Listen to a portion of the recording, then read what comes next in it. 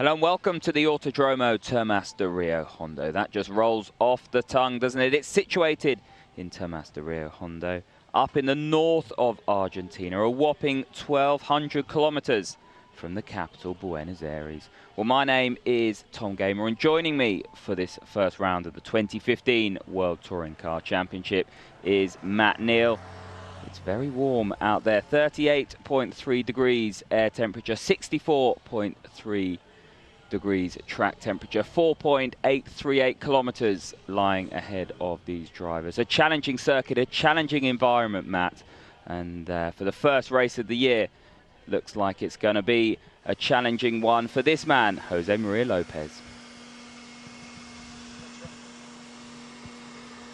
That's right, Tom.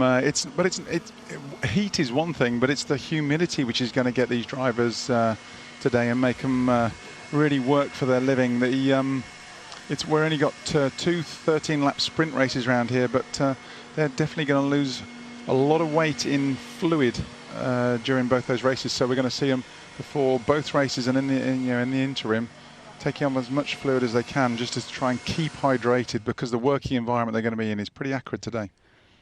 Well, it's 64 centigrade track temperature, about 50 in the car. It's 19 centigrade in the booth. As we go through the grid, Jose Maria Lopez on pole position as he was last year. Then it's his teammate Ivan Muller.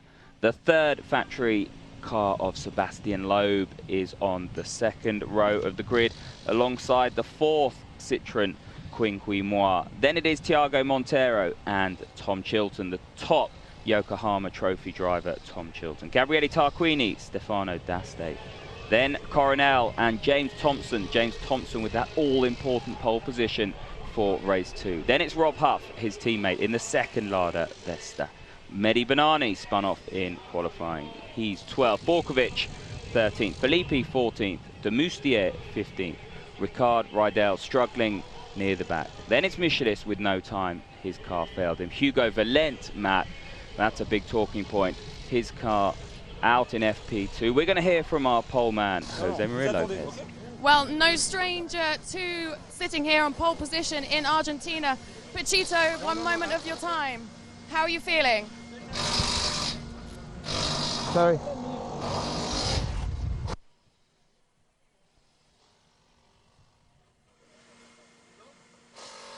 Well, we're trying to hear from Jose Maria Lopez. He's getting strapped into that Citroën car.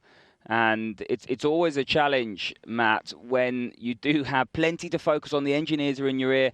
Then you've got the beautiful Alexandra Legui, who's working for Eurosport, going to talk to you. And just hearing from Alexandra, I think we have Jose Maria Lopez with us now. Okay, Pachito, it's very, very busy here, isn't it? Now, you are no stranger to sitting here on pole position. You're here in Argentina. How is the pressure right now? It's okay. I just need to do a good start, try to do things well. We'll see, you never know what can be next, but I'm okay. I think we have a very good car. We've been preparing a lot this race, so I'm feeling comfortable. You seem very, very focused, very composed. I try to. Maybe the procession is from inside. Maybe from outside you cannot see, but of course there is always something, and it's normal. I think when I don't have that kind of sensations, maybe it's not normal. So I think the body preparing for the race, preparing for the battle. Speaking like a true champ, like you are. Well done, good luck. So, Matt, Jose Maria Lopez able to treat the biggest day of his life yesterday like any other. He's a huge 1.2 seconds ahead of Ivan Muller in qualifying, and he gets 5 points for that pole position. And that really is hugely impressive. Yeah, I would imagine he's got a lot of nerves going through him at the moment, Tom. He's got a lot to live up to. The last 3 races around here he's won. He stuck it on pole twice. He is the man to beat. He knows Muller's got to beat him, but I think we're going to go for a tribute now, I'm just hearing. Yes, so new to Eurosport's coverage this year, the tweet aspect, and this is Hugo Valent talking about his team, Campos Racing Team, the Spanish team, up to 7 a.m. I talked about it earlier briefly. He had an issue, went off in FP2. His car caught fire. They worked all night, missed qualifying, and Ben's with Hugo Valent to talk us through it. Long evening for your mechanics. Yeah, long evening for them. They worked all night, you know, like last year in Salzburg. They did an incredible job fixing the car. There's a brake problem we had yesterday. So they're the superheroes of the weekend, for me at least. And how does the car feel? You've done 2 laps out on track. It feels great. It feels like in free practice before the crash. So I'm expecting a tough race because I'm starting last. But I have fresher tires than the others, so I expect to overtake a few guys, and I hope I can overtake a few independent guys competing with me for the Yokohama Trophy. Have a good one. Thank you. Well, it's a case of what next for Hugo Valent. 2 big crashes in a week, Matt. He had that big testing crash, and then the crash we saw on the screen there in the fire. He had a sore neck, and that's got to play on the driver's mind going into this race. Yeah, I mean, the fire was not caused, but it was a brake failure, so that's down to the car. But then trying to slow the car up, he banged it down through the gears, and that detonated the engine, and so caused the oil fire. And so they've had a lot of work overnight. And to be honest, hands up, I said there's absolutely no way they're going to get that car out today. So you know, you have to say fair play. I just hope he gets through the first race all right. So do I, Matt. Well, we're going to go for a quick commercial break. All the action still to come.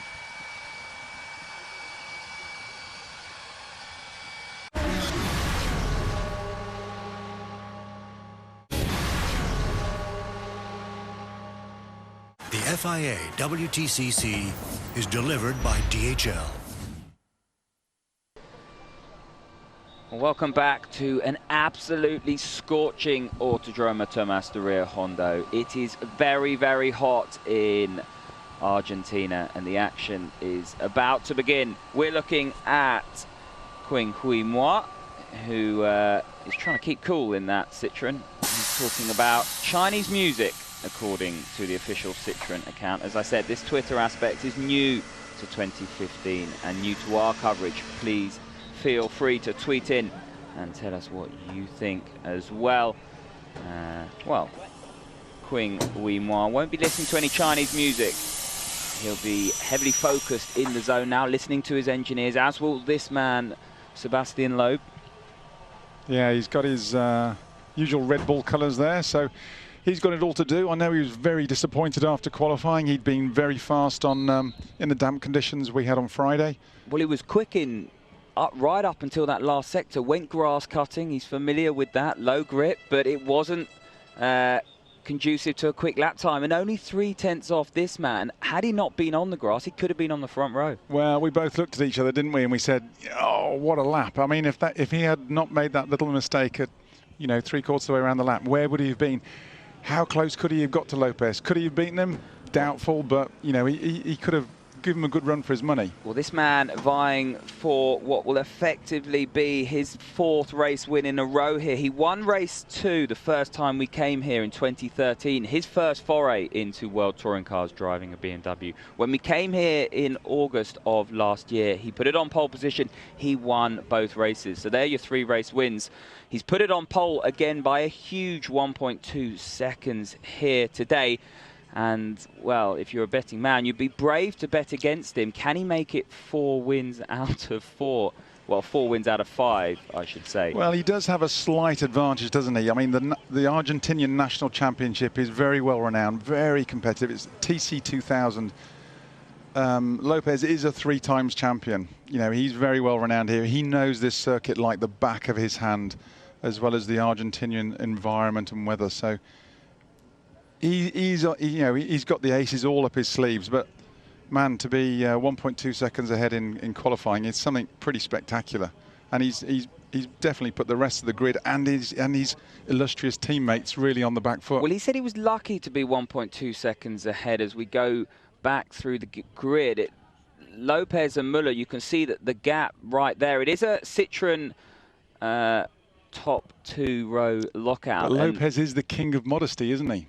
Yeah, I just think he was the one psychologically able to deliver under the most amount of pressure. Thiago Montero's Honda, that is a talking point. Looked very loose. So did Gabriele Tarquini's Honda, down in 7th. Tyres are going to be a big factor here. They've talked about, Yokohama talked about tyre temperatures that they've never seen before, and if your car's moving around and causing all kinds of issues, that's going to be an issue. big problem we could be facing today with a 61-degree track temperature, which is 140 degree.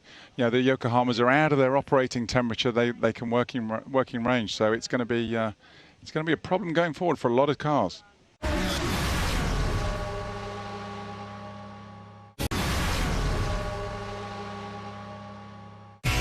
Where performance matters, you'll find Total Quartz.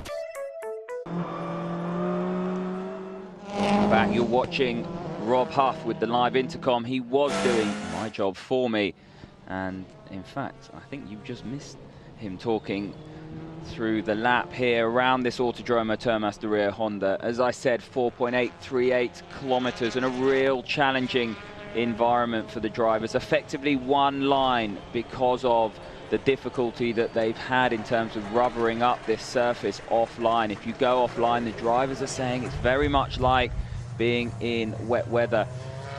Turn 1, turn 5, turn 7, 3 real overtaking opportunities, Matt. Heavy braking zones here. Yeah, but what you can't see from the TV cameras here is that there is an enormous amount of dust and sand on the track.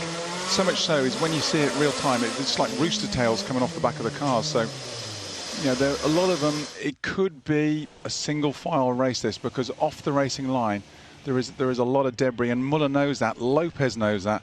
Muller knows if he's going to get Lopez, he's got to do it down into turn 1. So as the cars line up on the grid, it's Jose Maria Lopez, the Argentinian, on pole. Can Tom Chilton and Thiago Montero on that 3rd row get in and amongst the Citroens into turn 1? Hugo Valence will take up his position at the back of the grid. The green flag will wave, and then the red lights will build, as will the revs and the anticipation for round 1 of the 2015 World Touring Car Championship. Watch the top of your screen.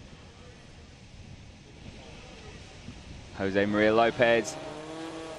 It'll seem like an eternity. The green flag is waved, and we're going to be underway now in Argentina. Jose Maria Lopez with a very good start. Ivan Muller across to the inside, and he's looking to get up the inside. He has got up the inside of the Argentinian. Then it's Sebastian Loeb and Thiago Montero. Gabriele Tarquini also very fast away in 5th place in the 2nd of the Hondas. Now watch as they come out of turn 1. Ivan Muller's run wide. Jose Maria Lopez has got back in front, and that is important. I say it's crucial for Lopez, because you talked about one line.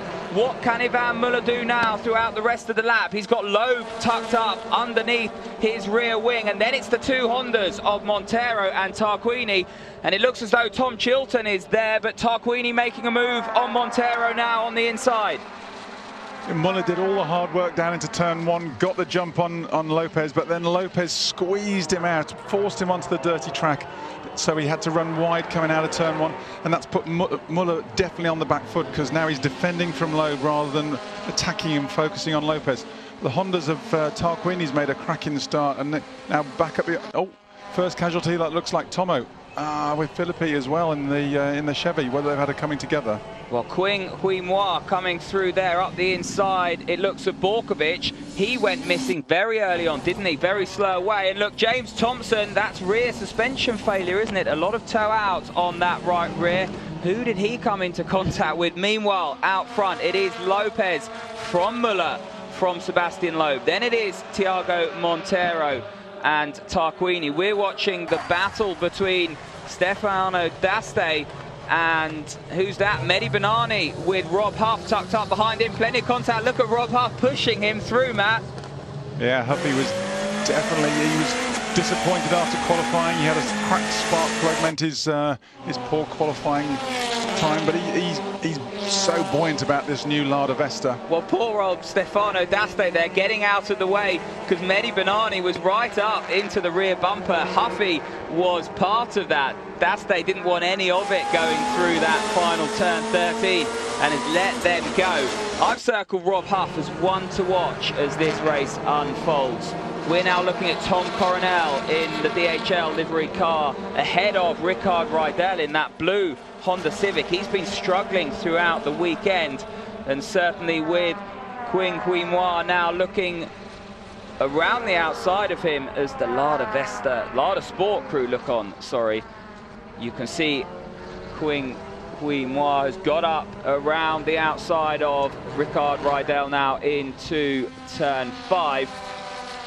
Those the 3 factory Citroens definitely making a break, closely followed by the two Castrol Hondas, and then it's the pack pursues. But the independent Citroens, they all weekend they've had close to the pace of the factory Citroens. So it's going to be interesting to see if what progress they can make in this middle pack. Well, Mehdi Banani was very quick in qualifying, wasn't he? And then threw it all away very early on in that Q2 sector, caused the red flag, parked it in the gravel. You can just see him there he is in the green, white and red-nosed Citroen Michelis ahead of Stefano D'Aste. So D'Aste going backwards, that good performance in qualifying that Chevrolet Cruze now not materializing in the race. Tom Chilton, your top independent. There is Mehdi Banani around the outside of the Brit. What can Chilton do? Can he defend? Yes, he can. So Mehdi Banani has to go back to the drawing board and see what he can offer up into turn 1. Meanwhile, plenty of action in the pits. Look, it must have been Felipe and Thompson. Doesn't take... It's a bit of a telling tale, left front to right rear, isn't it? So doesn't take a genius, does it? And there's the recovering Quinn Quimois passing Tom Coronel in that yellow-nosed Chevrolet Cruze. That's Tom Chilton's teammate in the Raul Motorsport car. That is Tom Chilton there, the black-nosed Capsicum-sponsored Raul Motorsport Chevrolet Cruze. And he's got his hands full. Mehdi Banani, as we thought, very, very quick at this stage in the race, Matt. Yeah, now with new cars, new setups, and such a hot track temperature, we mentioned it earlier, it's 61 degrees track temperature. Tyres are going to become a factor very, very quickly. And you don't want to be locking up that right front. Mehdi Banani needs to push. He needs to push Tom Chilton offline effectively, put him under pressure, but he can't make mistakes like that. 13 laps around this circuit, and if he damages his front tyres, but he's got to run now. He thought better of it. Chilton's been very graceful. Left the door open, Tom. That's when accidents happen. It's that sinking feeling. One of them has to take control. And they're stuck together with super glue here, effectively. Mehdi Banani offline, and that's what we were talking about. Look how much that destabilised the car. Now Rob Huff on the inside. This is a fast element of the track. Mehdi Banani will not be able to stay around the outside through turn 11, and he thinks better of it. That's where Sebastian Loeb had his grassy moment in qualifying, and Rob Huff. Now, these are the two cars, the ones to watch. Rob Huff, Mehdi Banani. So, yes, Tom Chilton lives to fight another day, but he's now got Rob Huff. He's suddenly going to get a mirror full of yellow Lada very quickly. But Puffy definitely always the opportunist and saw that. Banani got forced onto the outside, onto the dirty track, and then he just pounced straight away. Now, going back to James Thompson, that could potentially spell disaster because they've got not a lot of time to fix that car before race 2 that comes up very quickly after this race 1. That's the format in World Touring Cars. And he is our pole man. He needs to get out and get so many laps under his belt to be classified a proper finisher. And so they're going to be under a lot of pressure because he doesn't want to give that pole position away.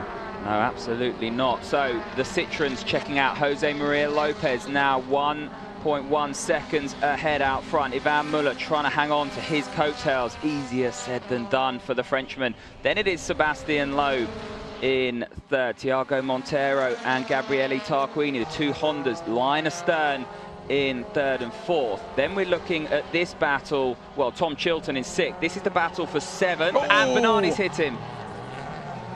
The Ladas are in the wars, and that could be damage again, Matt. It does look.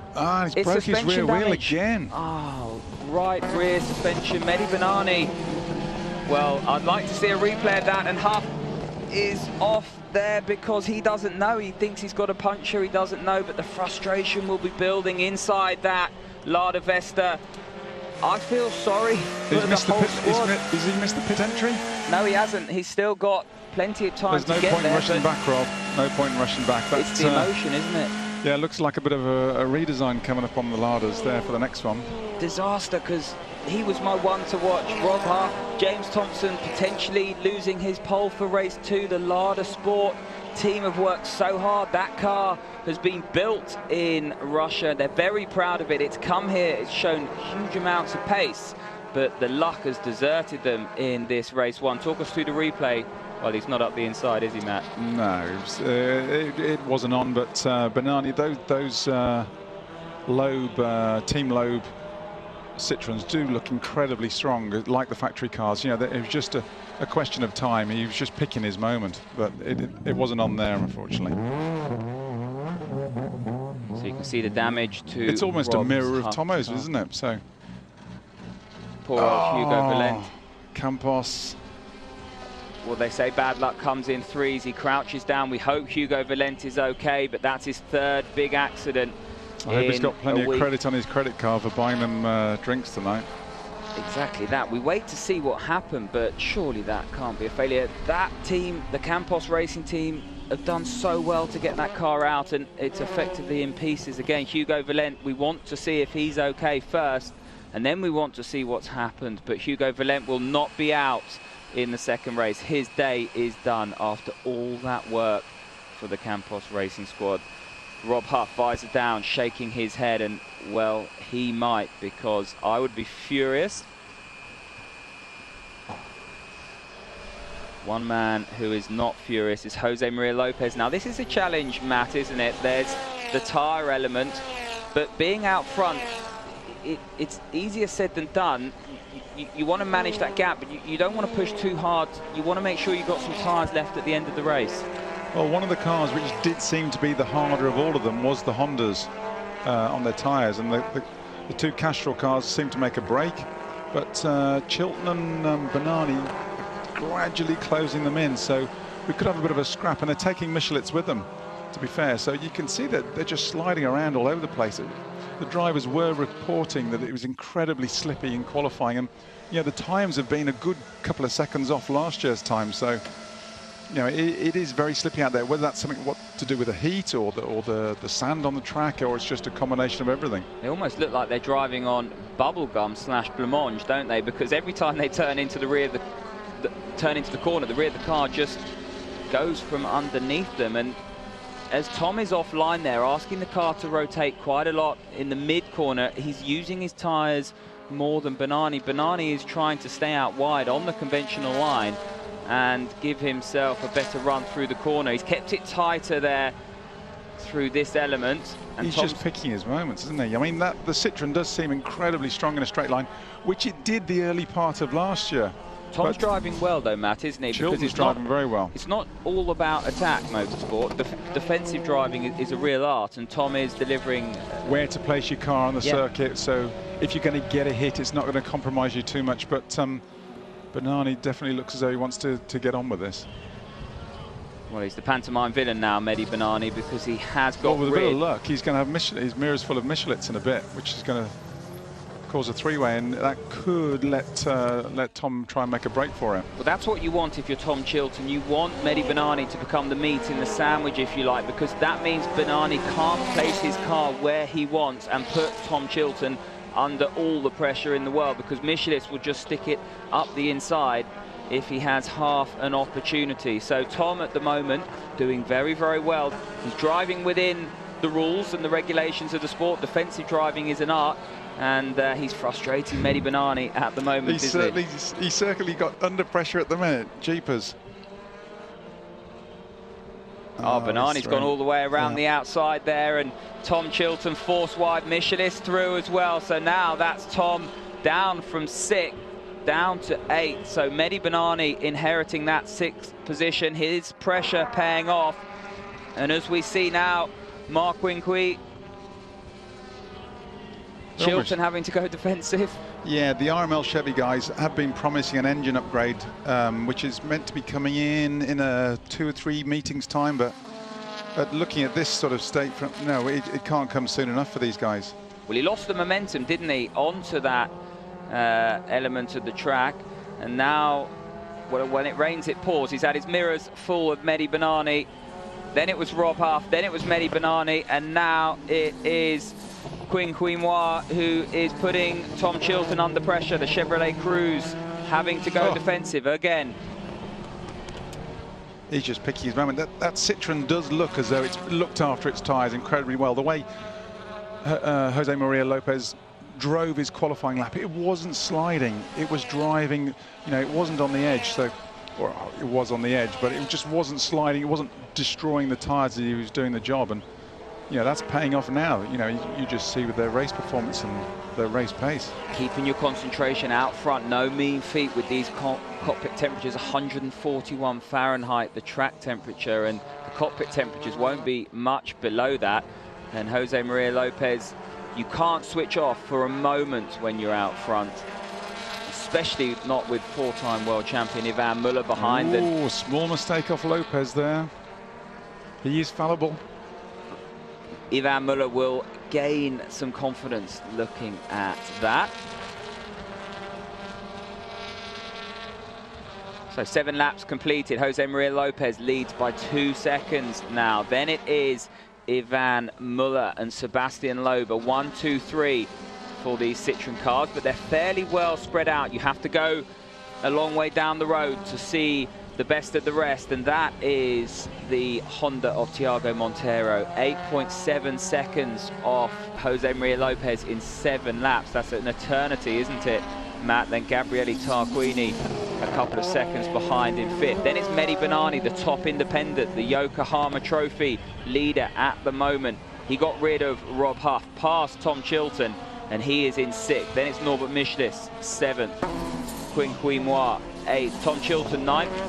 And Stefano D'Aste is 10th. So that is your top 10. But what strikes me, Matt, is how big that difference is between Honda and Citroen after only 7 laps.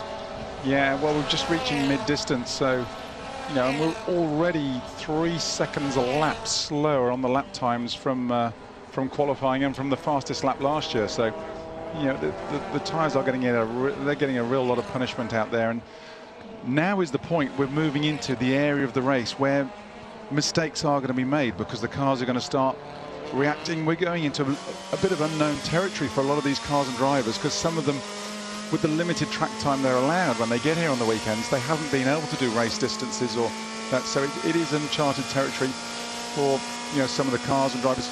New cars, new teams, you know, Rydell and that in the new Honda. So, but also with these guys, so it's going to be interesting to see how it pans out. And I'm getting through my earpiece, Matt. Sorry to interrupt you. Drive-through penalty for Mehdi Banani. It's been a talking point on Twitter, and a lot of you think that Banani was in the wrong there. We thought that, didn't we, Matt, at the time? And the FIA stewards have thrown the book at Mehdi Banani. So drive-through penalty for that man. Now that is important. The Yokohama Trophy lead now will change. It's Michelis who will inherit that. The Hungarian doing a very good job in his ride.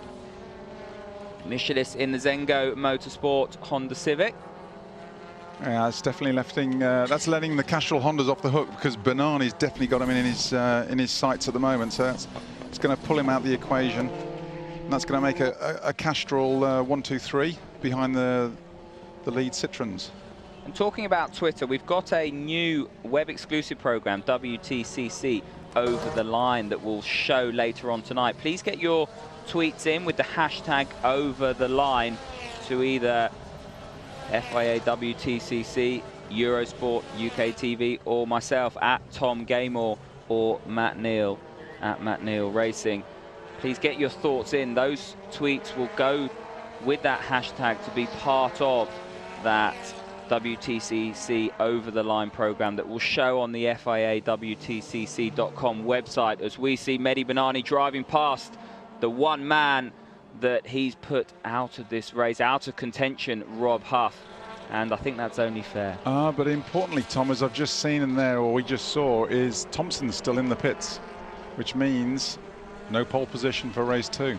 Well, it means disaster. It spells disaster for the Lada Sport team, doesn't it? And you got to feel for them. I said at the time when it happened, I just felt so sorry for Rob Huff. I felt sorry for James Thompson when I saw what happened to him, because that Lada Sport team, they've come a long way from where they were in 2014, and everyone loves an underdog, don't they? And certainly with the Citroens out front, the Honda's struggling. I really thought that Lada Sport, certainly in the hands of Rob Huff, might be able to throw up a surprise here this weekend. Joking apart, everybody loves the Lada Sport team. They're just the camaraderie and everything, and it is a little bit of the underdog, but they're really trying, and they're new to the championship, and you know, they're such a warm, welcoming bunch of guys. When you go and see them, you just want them to do well, and they try and have fun along the way, which is they've got two good drivers for trying to help them do that with Huffy and Tomo. So yeah, and they all arrived here so buoyant with the new car, and Huffy, you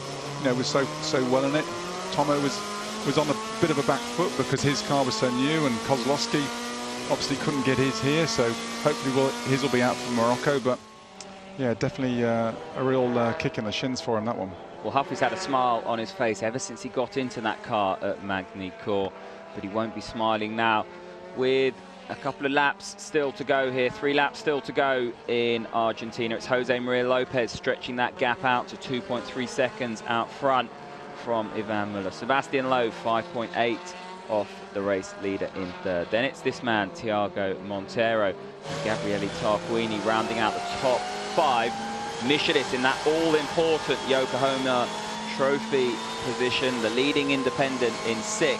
Then it's Quinquimoy in 7th. Recovering, he qualified 4th, had an absolute Horlicks of a start, and we didn't see what happened, but his first lap was nothing short of shocking, and he's driven a very good race to get back up to 7th place. He's now only a couple of seconds behind Michelis, and expect him to try and put the Hungarian driver under pressure in that Zengo Motorsport Honda Civic as this race enters into the closing stages. Now Lopez might just be trying to make a little bit of a statement here. He said his fastest front sector there, and he put the hammer down that last lap. He's half a second up on the last lap than both Muller and Loeb. So is he just trying to put the other two in their boxes and say, right, I'm the champ and here I am, and just stay where you are? Well, I said to you off air, didn't I, yesterday? I said, well, Ivan Muller's a 4-time world champion, but that's 1.2 seconds that Jose Maria Lopez has just pulled away from him in qualifying. And Ivan will be doing his level best to keep up with the Argentinian around here. But even though you're a 4-time world champion, there must be an element of doubt in Ivan Muller's mind. He was beaten to the crown by this man last year. And talk about setting the tone in terms of defending your world championship. This is the perfect beginning for Jose Maria Lopez. Yeah, but Muller he's a wise old owl. You know, he's been around long enough. Lopez is meant to win here. He's got to win here. He's got no excuses. Muller knows if he can finish second, then Lopez has only gained a handful of points on him, and he's got the rest of the year to come back. Well, it looks as though we've lost Tom Coronel as well. He's dropped out. We saw Hugo Valente with a heavy impact. Yet to hear as to how well he is. We know his car won't be out by the looks of things in race 2. Rob Huff and James Thompson both out in the Lada Sport team. Jean-Philippe was out on the first lap as well. I think he was the one that came into contact with James Thompson. There is Rob Huff looking very dejected, and well, it's Heartbreak Hotel for the Lada Sport crew. 13 runners led by this man, Pachito, as he's known in his hometown. And the Argentinian hero is putting on a hero's display here, because he certainly is giving the hometown fans something to cheer about, pulling away from 4-time world champion and teammate Ivan Muller with, well, it looks as though it's a certain amount of ease. The gap has certainly started to stem, but it's not coming back to Ivan Muller. There you can see Ivan Muller pushing, using all the exit curbs on the exit of turn 14. James Thompson getting underway. That's effectively a shakedown, isn't it, Matt, for the second race? He just needs to try and get out and see if they have managed to fix that. Now, without pulling out my technical rule book, I always thought you had to finish a minimum of 70% of the race distance, but I know I'm wrong with that figure, and I'll be corrected. But if they're sending him out, Tomo's only done 1 lap, 2 laps, 3 laps. But even if you can just get out for 1 lap just to check that the car is underneath him, it does feel as though it should feel. But yeah, but if it's a we'll runner, wait and why see. not keep on sending him round so he can take up his grid position? Because he'll be, if by doing that, he'll be starting at the back of the grid. So all you're doing is collecting data really for the next race. And at the moment, the most crucial piece of data they've got is the rear suspension needs beefing up. Yeah, it does. Both cars with a bit of impact to that rear suspension. And it wasn't a big hit from Bernani. No, I mean, it was wrong. Not in touring car terms. They've got to. I mean, when Citroën came into the championship, they went out testing, driving into each other's at different points of the cars, just to know, because that is touring car racing. So Jose Maria Lopez around turn 11 for the last time here in race 1 in Argentina, and he's about to hit the brakes for turn 13. You can hear the crowd now. You can absolutely hear the crowd, can't you? Just soak that in, Pachito. 40,000 people here today. Jose Maria Lopez across the line to record his 11th career World Touring Car win, and his 4th in a row effectively here in Argentina. That's what the Citroën Garage think of that, and it's a very successful result for them. It's a successful result for the crowd as well. 37 flying high, that flag, because their countryman Jose Maria Lopez has won this race ahead of Ivan Muller and Sebastian Loeb. A Citroën 1-2-3. Then it's Thiago Montero and the 2 Hondas, 4th and 5th. Michelis with that all-important Yokohama Trophy win. The independent trophy winner is there on your screen in his Zengo Motorsport Honda Civic. A good drive from the back of the grid. Yeah, first class, staying out of trouble. It was getting a bit busy in the middle of that pack, you know, so as it all unfolded, and unfortunately the 2 biggest casualties were the Lada boys, Tomo and Huffy, which is a shame because Huffy was showing so much promise in the first one, and Tomo promised us a good scrap in the second one, you know, with his sort of Vesta. But hey, I mean, what a result for the home crowd! What a result for the home crowd! What a result for this man. He punches the air. Jose Maria Lopez, winner of race 1 here in Argentina.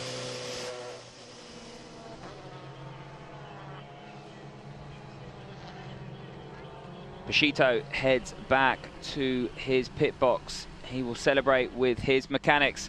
We're going to go for a quick commercial break. We'll have a roundup and race 2 live when we come back.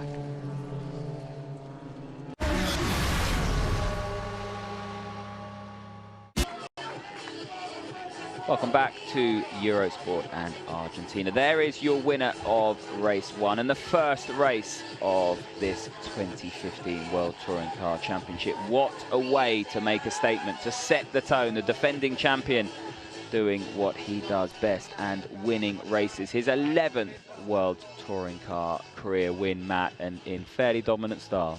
Well, he set the record for all drivers of winning 10 races last year. So if he's going to beat that, he's certainly made the marker to made a big start to that this year. Well, there we have it. Winner of race 1, World Touring Car Championship 2015 goes to Pachito Lopez. Amazing, amazing. Very nice race. Very good pace. Very tricky first. But everything went okay. I didn't do a great start. I got a little bit worried in the start. I pushed the clutch and the car was moving, so I wanted to make sure everything was okay. I didn't want to jump at the start. So everything went great. Again, winning in Argentina. Such fantastic news. Talk us through what happened at the very, very beginning, because there was a little bit of a to-do with Muller, wasn't there? Yeah. We touched a little bit. He did a better start than me, but I obliged him. I had my line to brake on the dirty side, and he went a little bit long. So he gave me that little space that you need for going inside, and I think it was very on the limit, and it was very nice maneuver, because I think otherwise it was going to be very difficult. We had a very, very similar pace, even is long. So very good race for him, very good race for the team. 1, 2, 3, incredible. Congratulations, Citroën.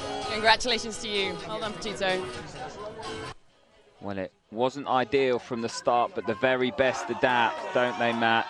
He was worried about a jump start. He had to fight with his teammate Ivan Muller into turn 1. Ivan Muller did all the hard work and then ran wide on the exit. It was a great bit of gamesmanship to watch. Muller got him off the start, and then you could see him just bumping doors on the way down. Muller trying to force his way back over to the clean part of the track. Petito just trying to keep him on that inside, keep him on the dirty track. And each knew what the other was trying to do. And Petito won it, managed to keep him on the inside, and so he could force him run wide on the exit, and then the rest is history. So a little roundup of the first round here in Argentina. There's certainly one man that has mastered this Termas de Rio Hondo circuit, and it is Petito. Jose Maria Lopez gave us a real masterclass on how to drive around this 4.838 kilometer venue. Didn't get the best of starts, as Matt said, a bit of door banging with his teammate Ivan Muller. It was the Frenchman Jean-Philippe in his Campos racing car that got into James Thompson early on. Then Mehdi Banani and Rob Huff came together. That saw Huff's retirement. Jose Maria Lopez continued to test the boundaries of his environment, and then he crossed the line for his 11th career win in World Touring Cars, and showing the others a real clean set of heels. Well, it's the calm before the storm, before we do it all again, Matt. The car's back in parc fermé conditions in the pit lane. The format is we have a little break, and then the cars will be able to be worked upon, and the race 2 process will start. That is Jose Maria Lopez's other half, looking very, very pleased with what she's seen. She's got a microphone attached to her, so I wonder if she's doing some over-the-line activities. Depends what language she's going to be speaking, I guess, because she speaks English, Spanish, French.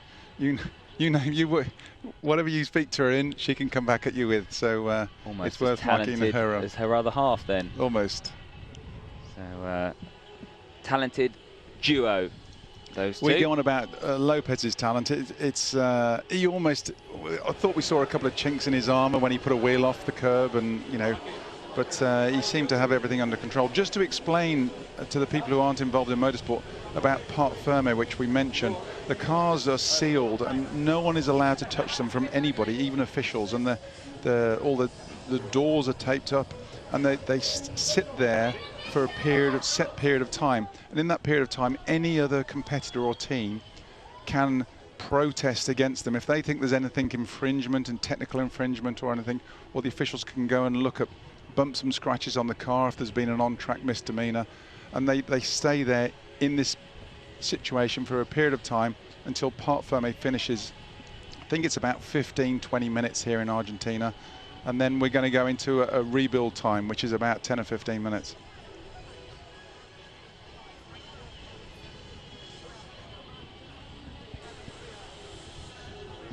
Round 2 about to get underway here in Argentina. The cars are sitting in parc fermé conditions in the pit lane as Jose Maria Lopez picks up the spoils, one of the benefits of being the best in the world at what you do.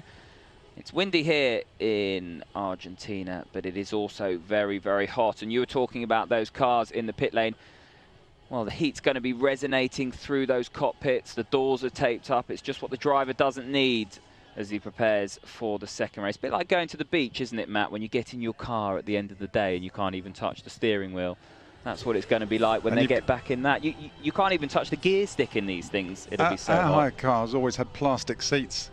You got to put the towel in so you didn't burn the back of your legs. Yeah, I couldn't afford air conditioning when I was going on holiday. A Renault Twingo, and that was it, wasn't it?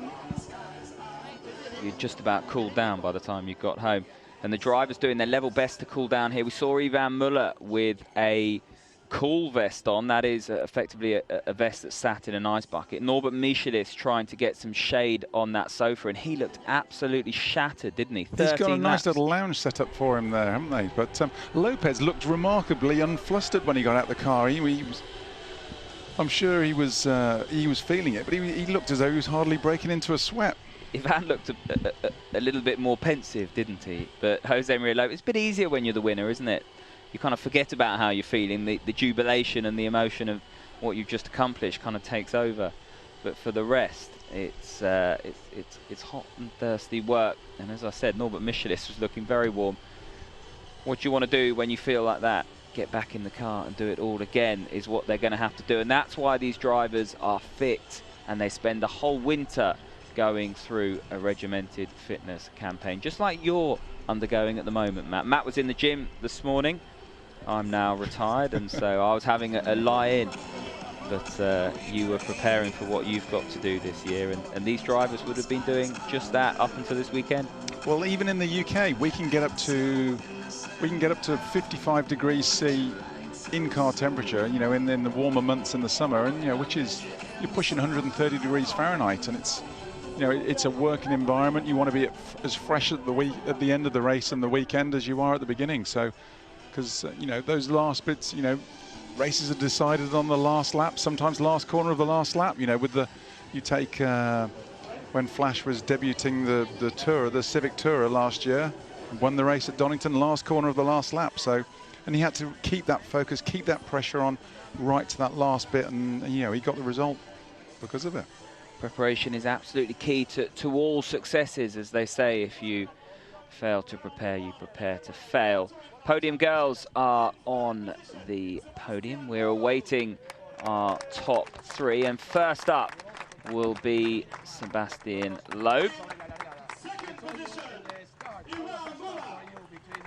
Ivan Muller with his second place finish. Where is Sebastian Loeb? Late out onto the podium. Ivan Muller will be next up.